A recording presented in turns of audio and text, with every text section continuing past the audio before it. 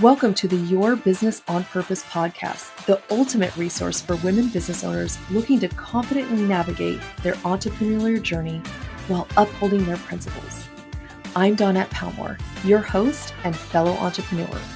Join me as we immerse ourselves in illuminating conversations with accomplished experts spanning various fields across the business spectrum. Together, we'll unearth strategic insights into seizing opportunities and ensuring that your business is equipped with the essential elements aligned with your purpose and values.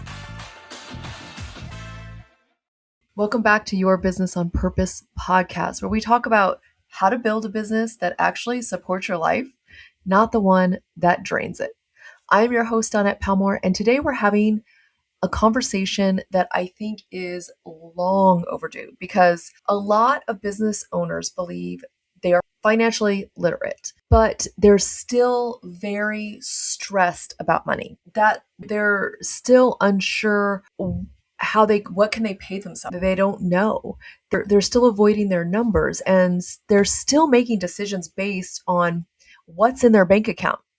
So today I want to break down what financial literacy actually is, because there's a lot of myths out there as well, and what it's not. Because if you don't understand this, you will continue to work hard in your business and still feel like something isn't clicking. And you'll also fall into a lot of things that people say financial literacy is, or if you have this, then you're financially literate. Okay, so let's get started because I am super excited about this conversation, as I am with everyone, because I love giving you guys information and talking with you and really talking these things out. So most business owners, and I'll just say most people in general, think financial literacy means knowing how to budget, tracking expenses, looking at your bank account, having maybe a QuickBooks app or having some kind of budgeting app. Or it's just like, oh, I make great money, then I must be financially literate. And I also hear things like, oh, financial literacy is having an insurance policy, having investments, or having a financial plan somewhere. None of those things mean that we are financially literate in our business or our personal finances. You can have life insurance. In fact, you should have life insurance. You guys know I'm a huge advocate for that. You can have investments. You can have a budget written down and still not know what your business is actually doing or making, what you can afford, or even how to make confident financial decisions. So that's the disconnect, right? Financial products do not equal financial literacy. They are tools that we need, but if we don't understand how our money flows, those tools are not going to fix the problem. They're not going to solve everything. And this is where I think a lot of people in general get stuck, because sometimes we're just like, oh, we got this box checked, we got that box checked. That's not the case. So what does it actually look like? What does financial literacy actually look like, right? So it looks like not knowing what you can pay yourself consistently, feeling anxious when bills hit your account. This is what it can look like. Avoiding your numbers because you don't want to see what's there. I don't know how many times I have done that. Avoided my numbers because I don't even want to see what's there. I've had many clients that way too. They don't actually want to look. And it's scary. It can be very, very scary. Making decisions based on bank balances instead of actual data. How many times have we looked at what our bank balance is and paid a bill or bought something, and maybe a few days later, if not the next day or the same day, something else comes through and we're like, oh no, I forgot about that. Not planning for taxes and then feeling blindsided. This happens so much. Having good revenue, but nothing feels stable. Oh my gosh. This has been my story before, 10 years ago. We had great revenue, but nothing ever felt stable. It still was like, when is the next deposit coming? Did it transfer this, transfer that? It was so chaotic. Financial stress in business is rarely about how much you make. It's about how you manage what you make. And this just doesn't include business. This is also our personal finances, right? It's all of it. So now let's redefine what financial literacy actually is not what people have said or what we think, not what it may look like, but what it actually is. Financial literacy is not about being good with numbers. It's about being in control of your money. And that comes down to 5 things, right? Number 1 is clarity. What is clarity? Clarity is you know your numbers. Not kind of, I think, I guess, but you actually know what's coming into your account, what's going out, where it's going to as well. Not just like what's going out, but where is it going? And then what's left? Okay, number 2 then is structure, right? You have a system for your money. Your business isn't just flowing in and out randomly. You've actually told your money where to go. Now, of course, we have bills, we have this and stuff, we've got to pay things, reoccurring stuff, but you're still in control of that, right? You know what's being paid. You know when it's being paid. And we won't say extra, but you have a plan for every dollar. Let's say that. Okay, number 3 would be intentional decision making. So this is where we're not in reaction mode anymore. This is so exciting. This part is really exciting. We're actually making decisions based off data and not emotions, or maybe an oh crap, I forgot type of thing, which can happen when we're not in control. We don't know what's going on. Our cash flow is off. So much stuff can be off. So intentional decision making. And then of course we have consistency, right? Because nothing works without it. So you're not just checking your numbers once in a while, right? Numbers are not set it and forget it. I don't care what people tell you. They are not set it and forget it. We have to have a rhythm, whether it's weekly check-ins, monthly reviews, money dates, as I like to call them. And sometimes there'll be a time when maybe we're having to look at things every single day, but that will change as we grow in our seasons. But these are things that we need to be doing. We have to be consistently looking at our numbers, not to obsess over them or every time something happens, we're looking to check the balance and no, this isn't to cause more stress. It's simply to make sure that we can make informed decisions based on what our money is doing. Is our plan working? Did something come in we forgot about or unexpected? Or did something come in that we didn't sign up for or we didn't subscribe to or whatever that may be? Was it fraud? I mean, how many times have I worked with people? I was like, do you know they charged you 3 times for this? And they're like, no, I didn't make this charge. This isn't mine. Like, it happens. And sometimes it just happens a little bit, but it doesn't matter. It happens. So we just have to pay attention to those things. Okay. And then of course we have ownership. Okay. No more avoidance. No more, I'll deal with that later, because one, later either never comes or the problem gets worse, right? We are leading our money. We are back in power because financial literacy is ownership, not avoidance. And this is what I really want to reinforce with you. So one, we talked about these things in the beginning, right?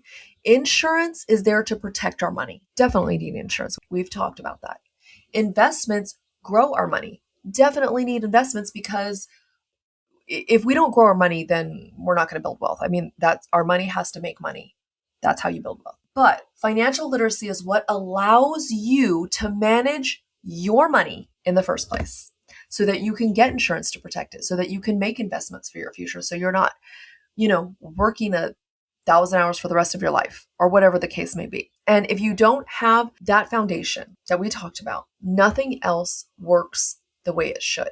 And if we really think about, our experiences, things that we've been through, things that we've gone through, if we don't have a foundation, nothing else works in any area of our life, right? We have to have that foundation. Otherwise it all comes falling down. It's just like the story of the 3 little pigs, right? We have to build on a foundation. Okay, so now I want to talk a little bit about why this doesn't naturally happen.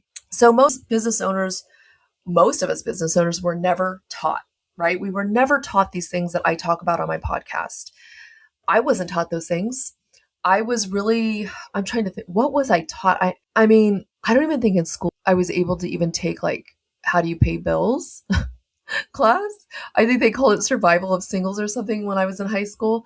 Our funding left the year before I was supposed to take that. And my parents never really showed me anything. I just heard things like we can't afford, getting money from my dad was like impossible to eat lunch or to get a snack. And it wasn't like, okay, well, you should save, you should do this, you should do that. None of that was taught to me. So you can only imagine the mess that created, not just in my personal finances, but in my business finances. So on top of us not being taught, we get shame, right? Sometimes the shame gets built up, then fear, then of course we have avoidance. And then we have this thought like, I should already know this. Why don't I already know this? I should already know this. How am I going to ask anybody? This is so embarrassing. Like all those emotions start coming back. So instead of fixing it, what do? We stay busy or we just try to make more money. But our habits and behaviors never change. And so we end up in the same hamster wheel. We never get out. And busy doesn't build sustainability, right? Or stability. You scaled your revenue, but you didn't scale your financial capacity. We see this all the time. I see this all the time. No shame in that. It's the way it is. It's what happens because we were never taught this. So let's bring this down to what you can actually start doing now, because that's what this is about, right? So step one, start looking at your numbers every week, not once a month, not when something feels off, but weekly. So I call this a money date, which you guys have heard me talk about many times before. Put it on your calendar. Look at it. Where's my money going? What is coming in? What is going out? What do I have to be aware of? Just start looking. And if you have not already, separate business and personal finances completely, right? If it isn't clean, you're always going to feel confused. And believe me, I know exactly what that feels like because I did that for many years.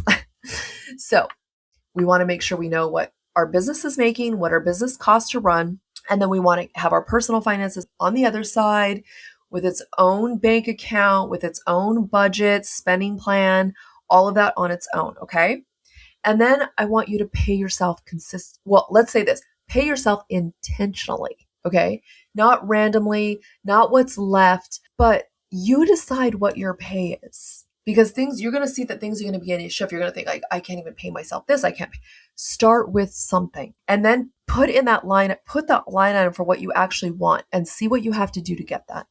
What changes do you need to make? What services do you need to sell? Start asking yourself questions so that you can get them. Create a simple money system. Your money needs direction because we know what happens when it has none, right? Without a system, everything is chaos. We make all this money. We have this huge deposit. We go back and it's gone. And we're like, what just happened? We don't want that feeling anymore. So create a simple money system. And then know your real profit, okay? Not just revenue. And I did a whole podcast on this, the difference between profit and revenue. We need to know what our profit is, not just our revenue.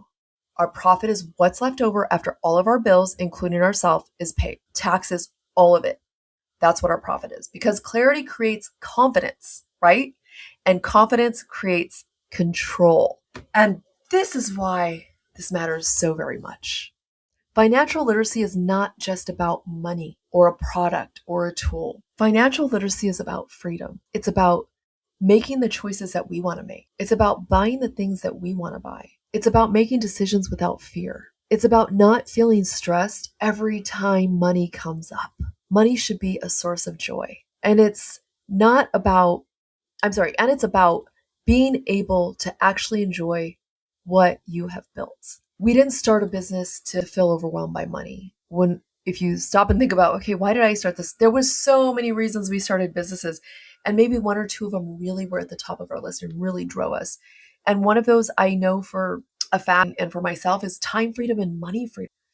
Having these freedoms, but we also have created our own cage by not being financially literate. We started for freedom of all kinds. And financial literacy is what will get you there. So here's what I want to leave you with. And I want you to think about this. Are you actually financially literate in your business, or are you just getting by? And if you're listening to this and thinking, I'm making money, but I don't feel in control, then I want to invite you to something I've created specifically for you. The Business Money Foundation They Never Showed You, a 5-day reset for growing entrepreneurs. This is where we take everything we talked about today and actually implement it. We're going to walk through understanding your numbers, creating the system for your money, paying yourself consistently, and building a foundation that actually supports your growth. Because we don't necessarily need more revenue. We need a better foundation. So if you're ready to stop guessing and start leading your money, go grab your spot. The link is going to be in the show notes. Go to the show notes, click the link, go check it out, sign up for it, get the VIP so that you can ask me questions. We can have some one-on-one time. Well, it'll kind of be one-on group time, but it'll be one-on-one time. You get to ask questions. You get your questions answered. And if this episode spoke to you, share it with another business owner who needs this conversation. Thank you again so much for being here. And as always, from chaos to clarity, your journey starts here.